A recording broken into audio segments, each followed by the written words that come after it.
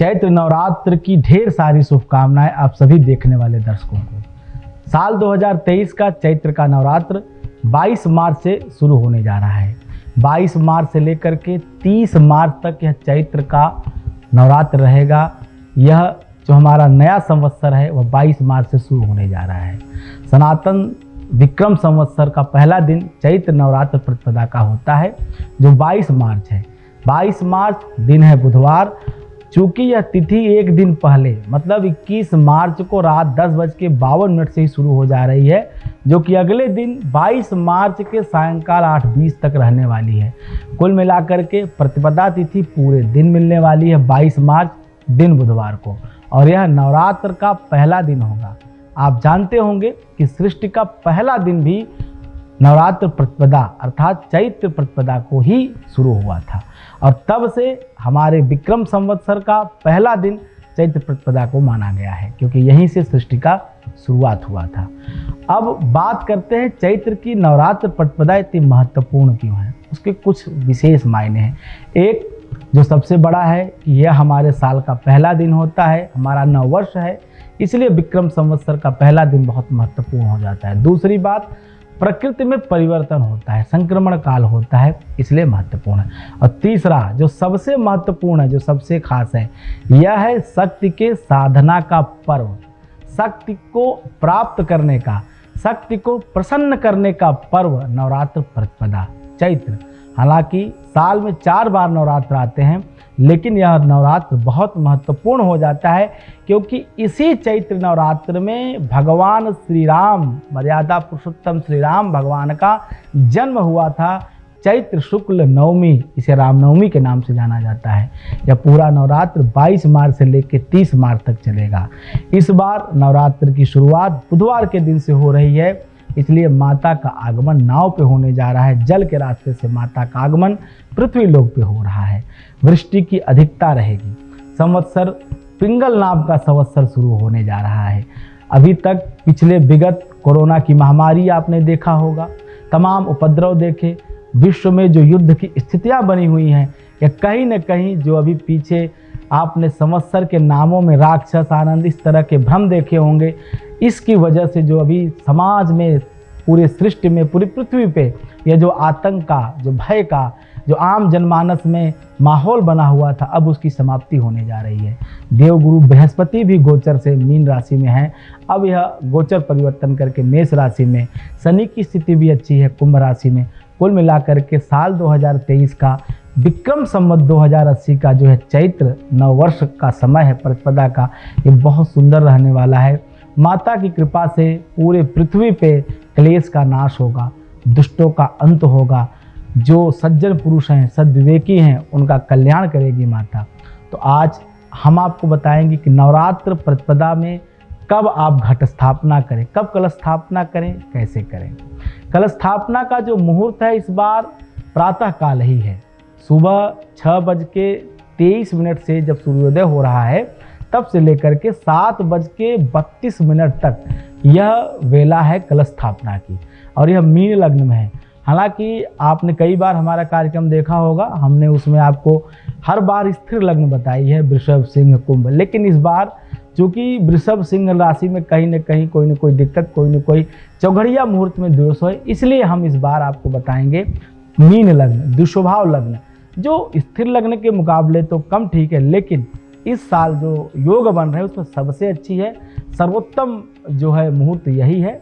सुबह 6:23 से 7:32 तक कुल यह मुहूर्त की जो अवधि है 1 घंटे 9 मिनट की है। इसी मीन लग्न में आपको कलश स्थापन का कार्यक्रम कर लेना है। सुबह थोड़ा जल्दी उठिए और कलश स्थापना का कार्यक्रम आप करिए। माता के निमित्त एक आम की लकड़ी की चौकी बनाइए, उसके ऊपर पीला कपड़ा, लाल कपड़ा, जैसी आपकी व्यवस्था हो, माता का चित्र रखिए, वहाँ पे दीपक जलाइए, कलश की स्थापना कीजिए। उसके साथ चूँकि हर पूजा में गणेश और गौरी की पूजन अनिवार्य होता है, क्योंकि बिना गणेश की पूजा की कोई भी पूजा पूर्ण नहीं मानी जाती, इसलिए गणेश जी की स्थापना करिए, नवग्रह की स्थापना करिए, उसके पश्चात माता की उपासना करिए।